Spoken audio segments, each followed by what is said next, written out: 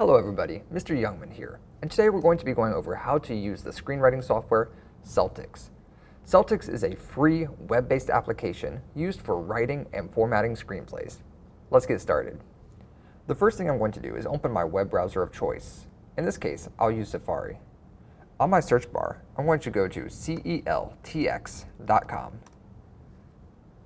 Once I'm on Celtx's website, I'm going to hit Continue with Google. Now this screen may or may not pop up for you. If you have multiple Google accounts signed in on your computer at any given time, you'll see a list of them here. If you see yours, that's great. Let's just click on it to get started. However, if not, we can use this Use Another Account button, or it may come to the screen by default in order to get signed in. I'm just going to type in my school email.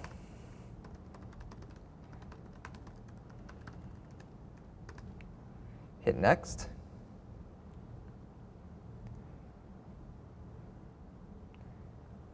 And normally it would take me to the normal Iroquois login screen there, but in this case, because I've already been signed in on this computer, it just skips straight past it. Just use your normal login in order to get signed on. Once we're on the screen here, we're going to go to Create up on the left. We're going to select Film and TV because we're working with short stories or short films in this class right now. And we're going to give our project a name. Now this doesn't have to be anything special. This can just be a placeholder name that we end up switching out later. It can be easily updated whenever we want.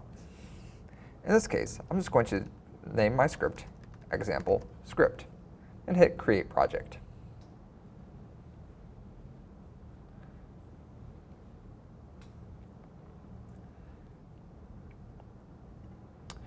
This is the main working interface for Celtx. If I click on the center here, it'll get rid of that sidebar that pops up on the left.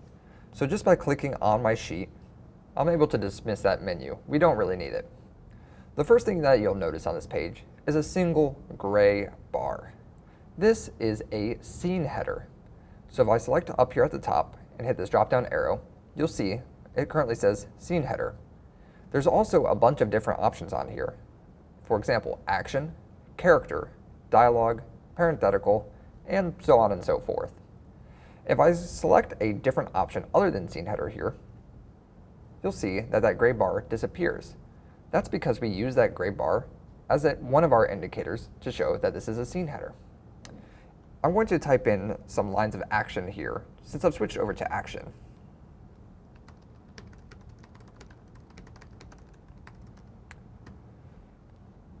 Now this is an example of an action line. It looks more or less just like normal, ordinary, everyday writing. If I go over to the menu at the top here, and I select something other than action though, you'll see that the format changes. When I switch to a scene header, for example, we get that gray bar back, but everything is also capitalized. If I select the text again, go to that menu, and select character, for example, you'll see that it moves to a different spot on the page. Screenplay convention calls for different types of lines, different parts of a script, to look different from each other. This just makes it really easy and straightforward for everybody who's working on a film together to understand what they need to be working on at any given point in time. In short, it just makes it easier for everybody to read. I'm going to switch this back to action. Every time we start writing, or every time we introduce a new location, we're going to be working with scenes. A scene is everything that happens inside of one location at one time. Let's try adding a scene header onto what we have written so far. In order to add a scene header, or to add a new line in general, I'm going to first move my mouse to where I'd like to enter a new line of text. Then I'm just going to hit Return or Enter on my keyboard. This has added a new line up above. Now that we've added our new line, I'm going to go up to the top menu here, select the drop-down, and go to Scene Heading. Here, I'm going to add a scene header.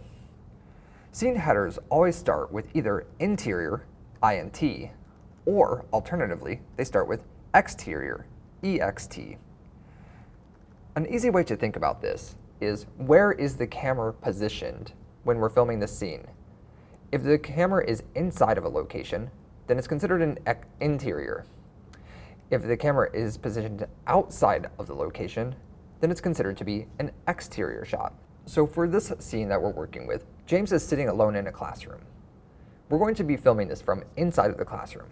Therefore, we're going to be starting on the interior, int dot space classroom space dash, and we'll call it day.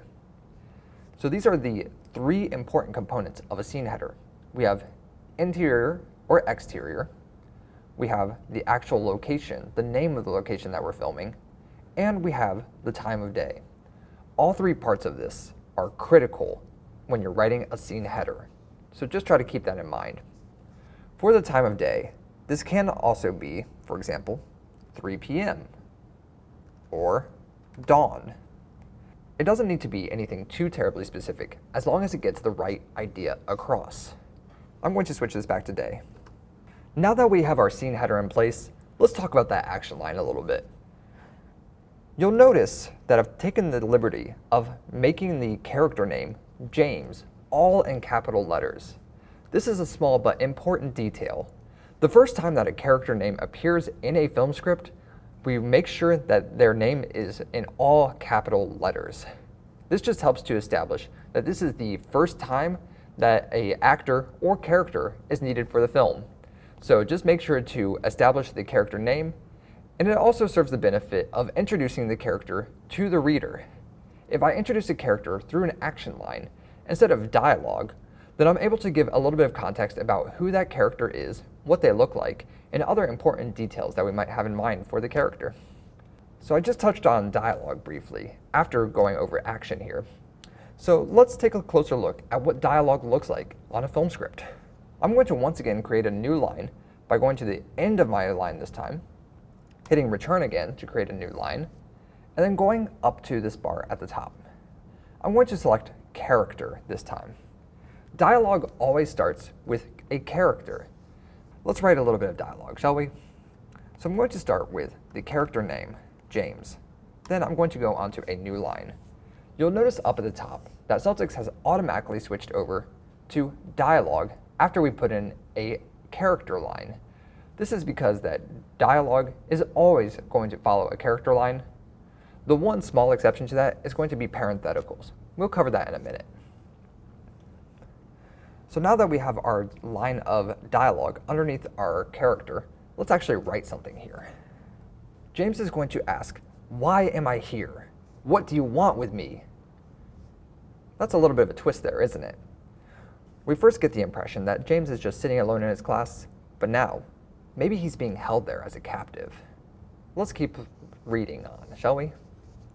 I'm going to create a new line again. I would generally like to separate lines of dialogue with action. So let's add an action line here. And this just gives the actor something to do and something to think about while they're doing their performance. So in this case, I'm going to write an action line indicating that James stands up from his chair. The ankle shackle keeps him from moving far away from his confinement. Again, we're taking that idea and building on, adding in a little bit of interest. What is going on with James here anyway? Now that we've created a second line of action, I'm going to go back to character. I would like to introduce parentheticals at this point. So as usual, we'll start with a character line here. In this case, James, as he is the name of the character.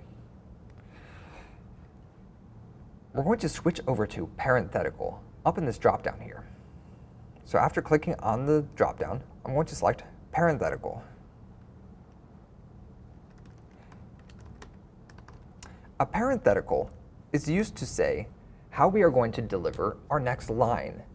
What sort of emotions are going through the mind of the character? Or alternatively, what sort of actions are needed to give a little bit of context to what our character is doing. So in this case, James is filled with rage. And in fact, let's add a small note that he will be screaming this.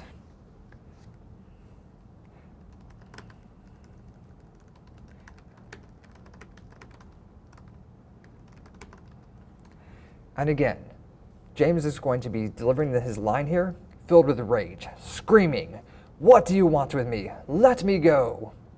So this parenthetical has guided the role of our actor to give them more direction on how we want them to deliver this particular line of dialogue. So let's break down what we have so far. We have a scene header containing interior, classroom, day. This has the three components of a scene header: interior versus exterior, the name of the location, and the time of day. We have an action line that contains our first introduction to a character. Our character name, James, is in all capital letters because this is the first time that he appears in the script. Even though his name appears later on in the story, it is not in all capital letters at that point because it's no longer the first time that we are being introduced to him. After our line of action here, we have a character line. Character lines establish which character is going to be delivering a line of dialogue. After our character line, we have dialogue. This is what the actor or what the character is actually going to say. After this, we have an additional line of dialogue, or an additional line of action, sorry. In this line of action, James is standing up from his chair. This isn't 100% necessary, but I do like to try to make sure I have action mixed in with my dialogue at all times. The longest I would go is maybe 3 blocks of dialogue or 3 lines of dialogue before adding in some action. This is just because straight dialogue is very difficult for actors to handle. It really helps us as directors, us as writers, and us as filmmakers to have our actors have a clear idea of what they should be doing at all times. So this is going to keep things interesting on screen because it's going to keep our actors busy, and when things are happening on screen, it keeps our story more interesting. Let's talk about that for a little bit. When we're doing our screenwriting, we want to make sure that we're focusing very heavily on action. Action is going to be considerably more important than dialogue when we're working, especially in the short film format, but filmmaking in general is going to really benefit from prioritizing action over dialogue.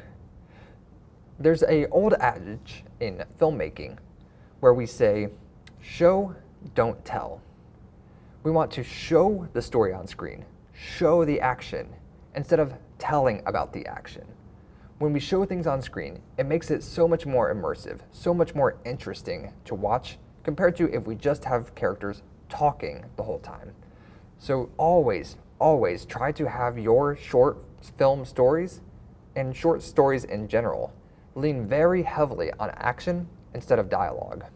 All right, now that we have gone over a few different types of lines here, we're going to touch on parentheticals one last time as a recap. Parentheticals go in between a character line and a dialogue line to help the actors understand a little bit better how they should be doing their lines. So this can be emotion-based, as in this case, filled with rage, or it could be notes like whispering, shouting, what sort of volume level they want to be delivering these lines at. Lastly, we can also sneak in a little bit of action into these parentheticals as a way of giving context to why they are saying the things that they are saying. All right, I'm going to add a new line to my end here, and I'm going to make this a new scene header, just to demonstrate what a new scene looks like. We're going to move to the exterior of the classroom. And in this case, I'm going to use a slightly different scene header. I'm going to use continuous. We use continuous as the time of day when we are specifically switching from one scene to another with 0 loss in time. This scene happens immediately after the previous scene. There is no jumping ahead by 2 minutes, 2 hours, 2 days. This is immediately after the previous scene. So that is when we use continuous. Again, I'm going to be starting this scene by using a little bit of action instead of dialogue, for example. So we have now written a line of action in a new scene that introduces the character Bob. As with before, we're taking care to write Bob in all capital letters, as this is the first time that he appears in our film. I've added a brief description, a sinister figure dressed all in black that describes Bob. And I've given context to why he's here. He is peeking through the window of the classroom. This is maybe suggesting that he has something to do with James's imprisonment. The last important thing that I would like to touch on regarding action lines is the use of props. Anytime we have an important prop in a scene, we want to make sure we take the time to write that in all capital letters as well. In this case, I'm going to give Bob a set of keys. So Bob reaches for his keychain, which contains a small silver key. Bob uses the key to open the door, step through it, and carefully take the time to lock it behind him again. So you'll see that I've written small silver key in all capital letters. This is an important prop as it's going to give James a way out of his imprisonment. Now that I've finished writing my script, I think it's time we save. Fortunately, Celtx does this automatically and it happens in the background. You don't have to worry about losing any of your work here, as the program will automatically save your work as you're progressing. However, it doesn't save it to a share-friendly format. For that, we're going to have to do a little bit of work ourselves. When we're ready to turn in our assignment, or when we're ready to share our script with a friend, we're going to go to File up at the top, and go to Print/Download PDF, and go to Download on the right side. Once we hit that download button, we can see in our downloads, we have our script that we have just written. This will look different depending on if you're on a PC or on a Chromebook or on a Mac. So you may have to do a little bit of exploration and experimentation on your own to figure out where this is saved. Once you're ready to turn it in, just go to Attach a File on Google Classroom, find the file on your computer, and make sure you attach it, then hit Submit. And there we have it. That's going to wrap up our crash course on how to use Celtx and how to get started with writing your own short film. Remember, when we're working on these projects, it's imperative that we take the time to learn about the important usage of scene headers, action, characters, dialogue, and parentheticals. All of these are critical in having proper formatting for our screenplay so all of our readers, and especially all of our viewers, can enjoy our hard work. Thank you so much for tuning in, and if you have any questions at all, please don't hesitate to ask me either in class or shoot me a message online. I am here to help, and I want all of my students to succeed to the best of their ability. That'll be it for this one, and I will catch you all either in class or in the next video. Thank you for watching.